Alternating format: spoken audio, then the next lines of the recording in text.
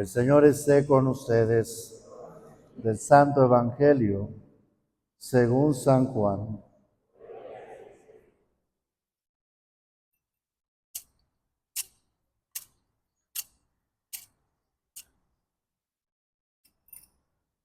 En aquel tiempo, Jesús dijo a sus discípulos: El que me ama cumplirá mi palabra, y mi Padre lo amará, y vendremos a él, y haremos en él nuestra morada. El que no me ama no cumplirá mis palabras, y la palabra que están oyendo no es mía, sino del Padre que me envió.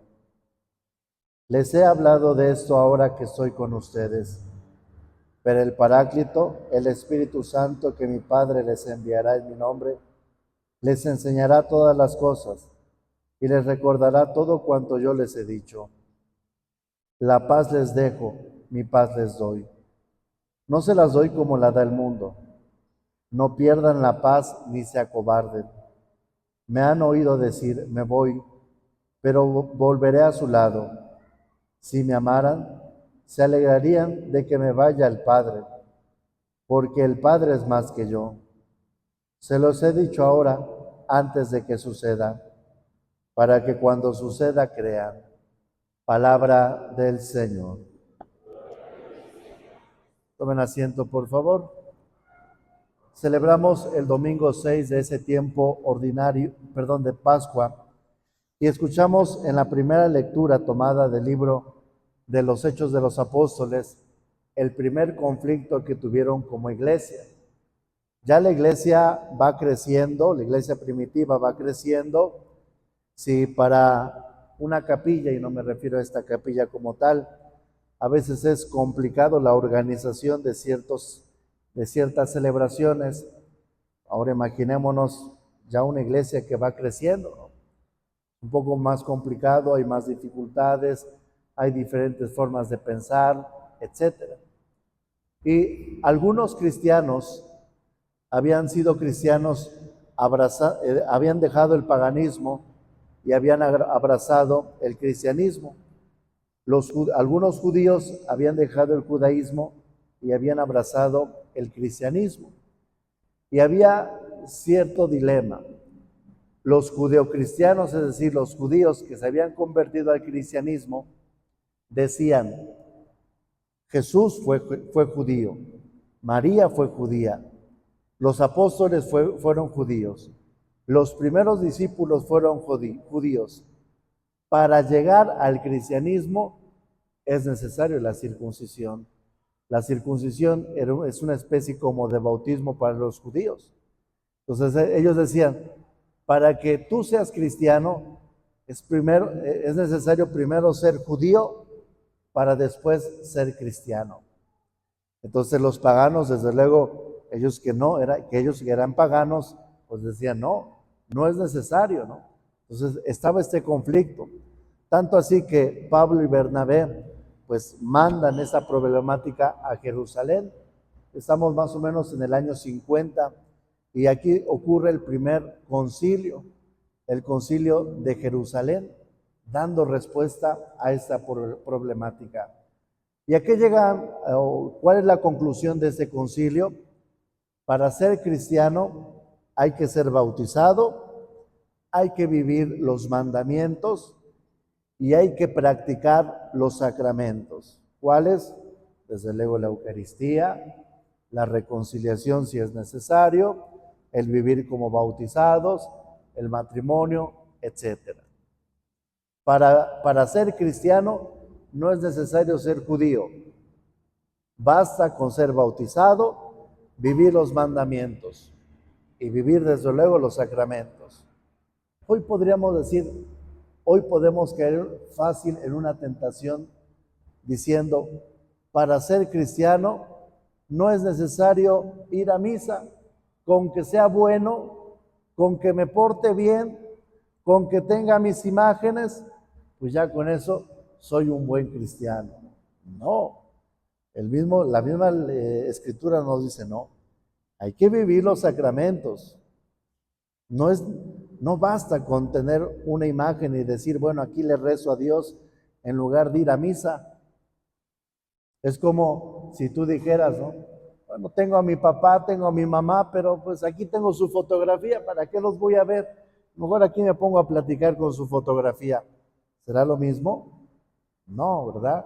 A lo mejor cuando Dios los llama a su presencia, a lo mejor la fotografía pues ayudará, ¿no? Pero pues nunca va a ser lo mismo, ¿no? O que alguien llegue a tu casa y en lugar de platicar contigo, se ponga a platicar con una fotografía que tengas ahí en tu casa. ¿Será lo mismo? No. Entonces, muchos de nosotros nos conformamos o pensamos que con ser buenas personas ya es garantía de la salvación. No, no basta con ser buenas personas. Hay gente que no practica la fe y son buenas personas. Hay ateos que son buenas personas. Ven que constantemente realizamos la rifa en beneficio de nuestra parroquia. En una ocasión una persona no cristiana, no católica, me pidió un talonario, la llevó a su trabajo, vendió todo el talonario, me entregó el dinero completito para aquí está, ¿no? Es una persona que no comulga, es una persona que no se confiesa, pero es una persona buena. Entonces, no basta ser buena persona, es necesario la vivencia de los mandamientos, que si nosotros vivimos los mandamientos, también vamos a ser una buena persona. Aquí les llamamos pecados, pero allá afuera se les llama delitos. Quien es un buen cristiano va a ser un buen ciudadano. No matarás, aquí es un pecado, allá afuera es un delito. No robarás, aquí es un pecado, allá afuera es un delito. Entonces, la vivencia de los mandamientos no ha pasado de moda. Yo lo veo así siempre, ¿no? Muchas cosas que vivimos que nos lastiman como sociedad son a consecuencia de que no vivimos los mandamientos. Yo estoy seguro que si todos viviéramos los mandamientos, no habría ladrones en la sociedad, no habría gente dañando a otras personas en la sociedad, no habría adultos mayores abandonados en la sociedad, si todos viviéramos los mandamientos. Por eso, la tercera lectura del Evangelio nos dice: el que me ama cumplirá mi palabra, y mi Padre y yo lo amaré, y mi Padre lo amará, y vendremos a él y haremos en él una morada. El que ama guarda. ¿Para qué guardamos las cosas? Por ejemplo, ¿para qué guardamos la comida? ¿Para qué la guardamos? ¿Para qué? ¿Para qué se echa a perder en el refrigerador? No, ¿para qué? Perdón, no los escucho. Para comerla después, ¿verdad? Para eso la guardamos, ¿verdad? En casa, cualquier parecido con la realidad es mera coincidencia, pero en casa solemos tener una bodega donde guardamos todo que después vamos a ocupar, que después no ocupamos y se queda ese cuarto lleno de cosas que no ocupamos, pero que según vamos a ocupar algún día, ¿no? A lo mejor en la vida eterna lo vamos a ocupar y por eso lo guardamos. ¿Para qué se guardan las cosas? Para utilizarse después, ¿no? Guardamos la comida para comer después eso, ¿no? Entonces, si guardamos la palabra de Dios, cuando tengamos un problema, cuando tengamos una dificultad, cuando tengamos algún dolor, si guardamos la palabra de Dios, en ese momento tiene que salir la palabra de Dios.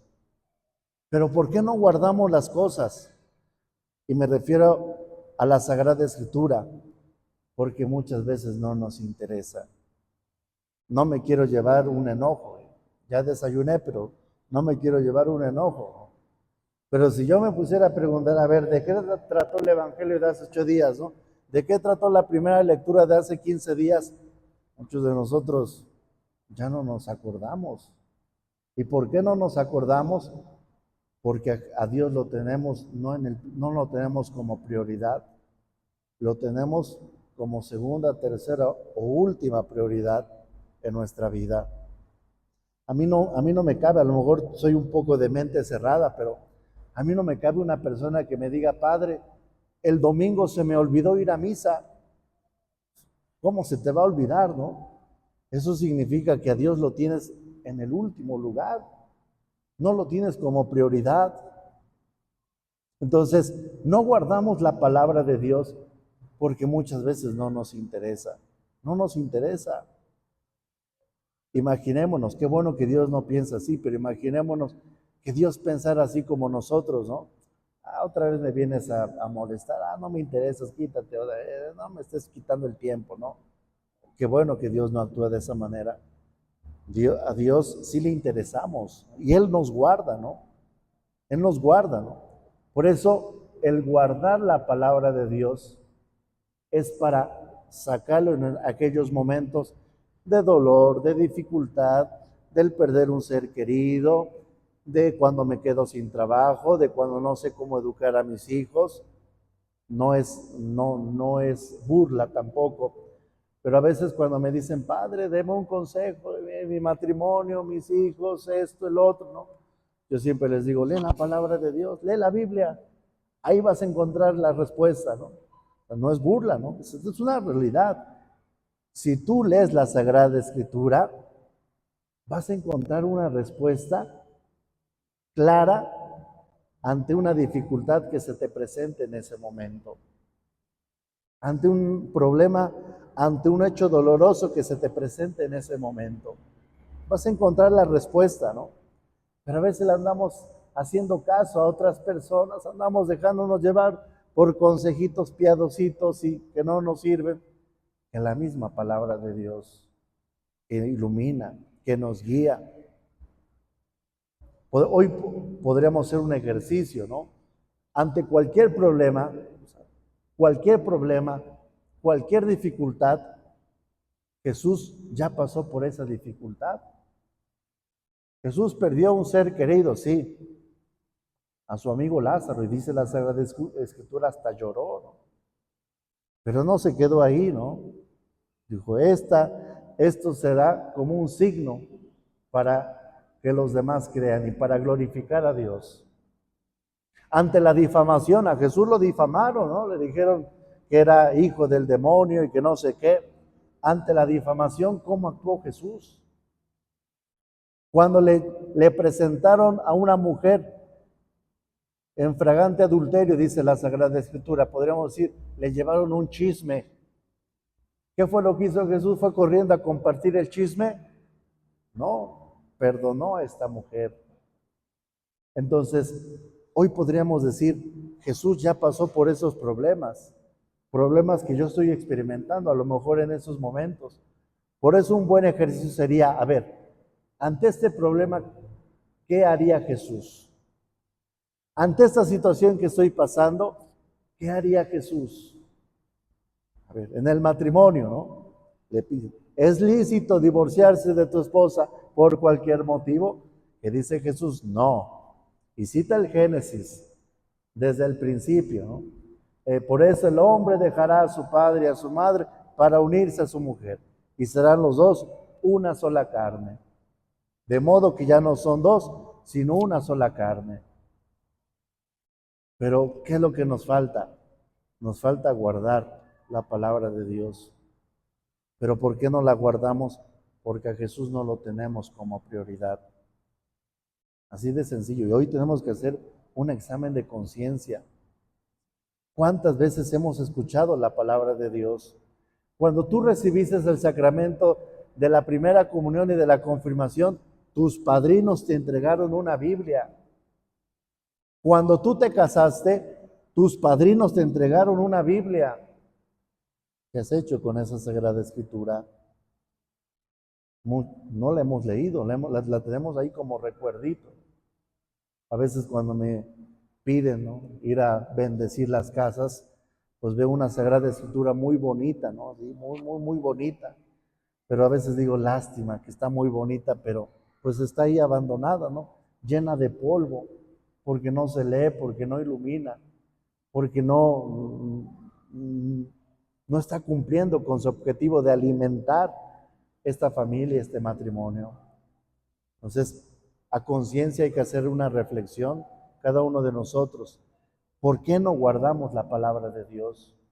¿Por qué ante los hechos dolorosos de enfermedad, ante los problemas, nos dejamos llevar por otras situaciones y no nos dejamos guiar por la palabra de Dios? Por eso dice Jesús, no pierdan la paz. Mi paz les doy, mi paz les dejo. No se las doy como las da el mundo. No pierdan la paz ni se acobarden. Jesús lo dice en la Sagrada Escritura. Cuando los persigan, cuando los lleven a los tribunales, no se preocupen por lo que tengan que decir. El Espíritu Santo los iluminará. El Espíritu Santo les dirá qué es lo que tienen que decir. A eso se refiere, ¿no? A la lectura de la palabra de Dios, al que se pueda guardar en nuestro corazón. Y dice, el que me ama cumplirá mi palabra, y mi Padre lo amará, y vendremos en él y haremos una morada. Entonces, el que guarda la palabra de Dios, Dios vive en su corazón. Entonces es una persona que no le da miedo, no es un cobarde. Cualquier situación puede hacer frente, cualquier situación. ¿Por qué? Porque el Espíritu Santo le irá guiando, le irá indicando cuál es el camino. Por eso tenemos miedo, porque hemos rechazado al Espíritu Santo. La paz que habla el Evangelio no se refiere a la ausencia de problemas, sino el judío se entendía completo en la medida en que tenía a Dios. Si el judío tenía a Dios en su vida, se sentía completo. Entonces, la paz en la Sagrada Escritura significa Dios mismo. Por eso dice, la paz esté con ustedes, que Dios esté con ustedes, para que puedan estar completos. Por eso el sacerdote en la Eucaristía saludamos, ¿no? El saludo litúrgico es, la paz esté con ustedes, que Dios esté con ustedes, que el Espíritu esté con ustedes. Pero ustedes dicen, no queremos cualquier espíritu, queremos el tuyo. No el mío como persona, no el mío como humano. Yo cuando celebro la misa, no es como si fuera Jesús, no es vengo en representación de Jesús, no. Es en la misma persona de Jesús. Es el mismo Jesús el que está presidiendo esta Eucaristía. Por eso, la paz esté con ustedes, que Dios esté con ustedes. No queremos cualquier espíritu, queremos el tuyo Jesús. Por eso dice, me voy, pero volveré a su lado. Si me aman, se alegrarían de que me vaya, ¿no? Pero a ustedes, el Espíritu Santo, que mi Padre les enviará en mi nombre, les irá enseñando todas las cosas. Entonces, es el Espíritu Santo el que obra en nosotros. Por eso tiene todo un sentido importante.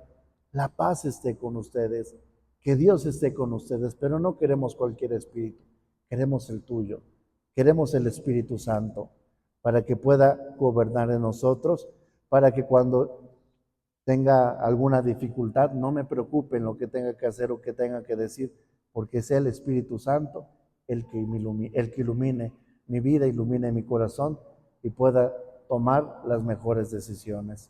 Pero para esto hay que tener a Dios como prioridad. Nos ponemos de pie.